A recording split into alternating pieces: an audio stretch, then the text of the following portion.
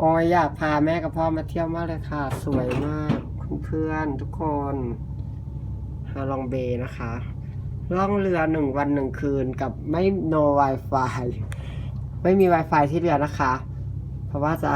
ให้พักผ่อน no Twitter no Facebook สวยมากดูห้องสิ อันนี้คือในเรือนะคะที่รัก มีอ่างอาคุชิด้วยนะคะตื่นเต้นมากค่ะอ่างอาคุชินี่ห้องน้ำนะคะเหมือน